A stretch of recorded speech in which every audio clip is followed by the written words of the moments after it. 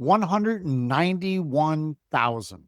That's right. That is the lowest reading that we've seen since 2020 and one of the lowest readings we've ever seen since the 1960s.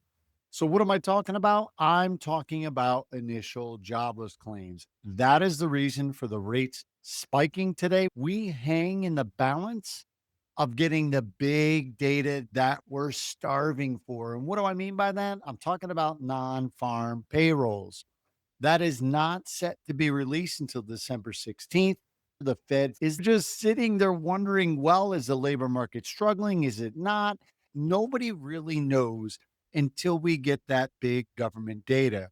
Like I said, probably about 3 weeks ago, I thought the Fed was going to surprise us with a rate cut. And I think right now we are going to get that cut. But I don't think it bodes well for interest rates. I think that we still have sticky inflation. And I think you're going to hear the vernacular of the Fed indicate that they just don't know. They are uncertain whether or not we are really struggling. Their main concern is inflation. And we may once again only be looking at one rate cut in 2026. And I think what's going to happen, it's going to push interest rates up. As we see today, we are back over 4.1%.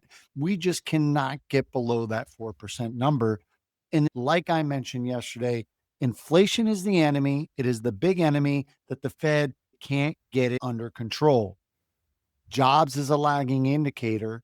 And what we're going to see in 2026 is we are in some level of recession. I think we're going to see it really rear its head in Q1. And I think we'll get a couple more rate cuts early on in 2026. That will pull back inflation. And I think we'll see better rates in Q1 and Q2. Until then, just hang on. If you are in a position and you need to lock, I have a strategy in place. And maybe I'm taking advantage of these rates today by utilizing yield spread to cover my closing costs and working with a lender that's willing to disclose that to me and offer a strategy to help me along the way. All right, y'all. Have a good evening. My name is Kevin Weedmark, AKA the Mortgage Mouth. This is another episode of the Daily Dose. Make sure you hit that subscription button. Never want you to miss a beat. Talk to you tomorrow.